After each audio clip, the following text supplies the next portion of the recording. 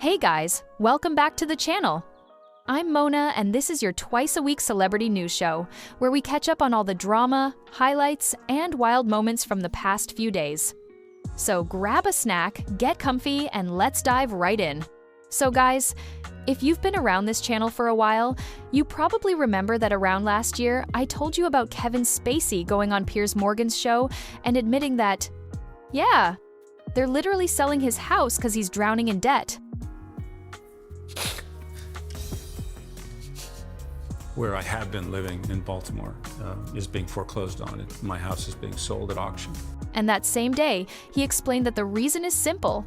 He's really in debt and he just can't pay off what he owes. And guess what? This week, in a new interview with The Telegraph, he said he's basically homeless right now. He said, "I'm staying in hotels or Airbnbs for now. I'm just going wherever the work is." Then he added that the costs from the last 7 years have been absolutely brutal. Tons of money going out, and honestly, almost no money coming in. But he still seems kinda optimistic about coming back to Hollywood. He said they're in touch with some important people. You know, people who might be ready to give him work. And then he dropped a very Kevin Spacey line. Basically, all these problems could be solved so easily if someone like Quentin Tarantino or Martin Scorsese just called me and offered a role. This nightmarish exile would be over instantly. It would be disingenuous of me to allow you to believe that I am indeed homeless in the colloquial sense. I said I was basically living in hotels and Airbnbs and going where the work is, just as I did when I first started out in this business. And there are many people, as we all know, who are indeed actually living on the streets or in their cars or in terrible financial situations, and my heart goes out to them. But it is clear from the article itself that I am not one of them, nor was I attempting to say that I was. This week, rumor Willis, Bruce Willis's daughter, did a Q&A on Graham and talked about how her dad's doing. You probably know Bruce has been struggling with a form of dementia for a while now, and yeah, he doesn't remember much these days. I think it's kind of a hard one to answer because the truth is that anybody with FTD is not doing great, but he's doing okay in terms of somebody who's dealing with frontotemporal dementia. But rumor said she's just really grateful she still has her dad in her life, even if sometimes he doesn't remember her. Ugh, that one hits right in the heart, doesn't it? Okay, switching gears a bit. This week, the CMA Awards happened. You know, the big country music thing. Naturally, everyone was waiting to see Blake Shelton and Gwen Stefani show up. But nope, they announced before the event that they're not gonna attend this year. Why? They said both of them are super busy. They said they're planning to watch the show from home and take a little break instead. If you remember, they got married back in 2021, and they're a pretty beloved couple. But honestly, the fact that they skipped the CMAs, especially with all these intense breakup rumors floating around, made people go, wait, is something actually going on? We don't know, obviously. I hope it's not true. But people are already saying we might hear about an official split soon. And if that happens, yeah, it's gonna be one of the most expensive divorces in a while. Okay, let's switch to some happier stuff. This week, Jennifer Aniston and her new boyfriend Jim Curtis attended their first official event together as a couple. It was the L Women in Hollywood event. They didn't walk the red carpet together, but inside they sat side by side, took photos, and Adam Sandler even congratulated them. Jackie, are so happy you and Jim found each other and are having the love affair you two deserve. Jennifer also used her moment on stage to kind of clap back at AI and said, "Bearing our souls as actors and creators still matters, something AI will never be able to duplicate, no matter how smart it gets." And this week was Hailey Bieber's 29th birthday. She posted a bunch of pics and videos from the celebration. One of the cutest ones was her blowing out the candles on this giant 5-tier pink cake. Now, we're not totally sure, but it kinda looks like Justin wasn't there. Or at least he didn't show up in any of the photos.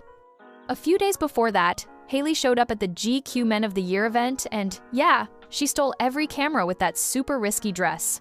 And getting out of the car was a whole story on its own. This clip you're seeing? That's when they had just arrived and were walking in. And again, Justin is literally just ignoring everything. He just puts his head down, walks straight in, doesn't hold the door, doesn't wait, nothing. Someone in the comments even said, well, at least this time he didn't slam the door in her face. Like, yikes. See that long-haired guy next to them? Yeah, that's the same guy rumors claim is Justin's actual boyfriend and that they supposedly have something going on. We don't know, obviously could be totally baseless. But you know how the internet is. People will always say things. And honestly, I feel like Hailey was regretting that dress right in that moment. She was holding it from the front, from the back, trying to keep it from shifting. It looked stressful as hell. Anyway, moving on. You probably know that Kim's dad was a lawyer. And one of his close friends, O.J. Simpson, got charged with murder. And the whole trial was massive and super famous. O.J. is also the same guy people joke about being Khloe's real father. Personally, I think that theory is ridiculous, but hey, it's one of those things people like to bring up. So during the trial, Robert Kardashian gave O.J. a Bible as a gift, and he even wrote a personal message in it. A few months ago, I told you that the Bible was going up for auction, and Kim actually tried to buy it. She emailed them asking them not to put it up for sale and to sell it directly to her. But not only did they refuse, they literally leaked her emails to the media just to raise the price. And yeah, Kim ended up joining the auction under a fake name. And the anonymous buyer who won it for more than $80,000? Yep, that was Kim. Anyone was wondering who won that O.J. Simpson auction, you best believe it was me. Now let's get into two stories I mentioned last week. Remember when Billie Eilish reacted to the idea of Elon Musk maybe becoming a trillionaire? And she called him something like a coward and pathetic? Well, this week Elon finally responded. He just posted a super short tweet saying, "She's not the sharpest tool in the shed." Honestly, I expected a harsher comeback from him. But maybe that was the point. Like he wanted to show he doesn't consider her opinion important enough to get worked up about. I mean, maybe. Who knows? The next story was Cardi B having her fourth baby. Right after that, Offset posted a story saying, "This is my baby," and then deleted it super fast. So obviously everyone assumed Cardi absolutely went off on him behind the scenes. Then he came out saying it was photoshopped. Like, man, then why you post that? He was really trying to clean that mess up. And maybe because of all that chaos, Cardi posted a photo of the baby wrapped in a cloth with the logo of Stefan Diggs' sports team on it. People also noticed she was wearing a ring and started wondering if it was an engagement ring. But for now, it doesn't look like there's an engagement happening. Stefan even commented under the post, "Proud of you, Booba. Love you." And then Cardi did something else, something weird. She had the baby's umbilical cord dipped in gold. I mean, can you even imagine? I don't know what you think, but that trend is everywhere in Hollywood right now. Vanessa Hudgens did it. Megan Fox did it. Apparently, it's becoming a whole thing. Do you think this is cute? Alright guys, that's all the craziness for today. If you had fun hanging out with me, don't forget to hit that like button, subscribe, and turn on the bell so you don't miss next week's drama. Love you all, stay safe, stay cute, and I'll see you in the next one. Bye!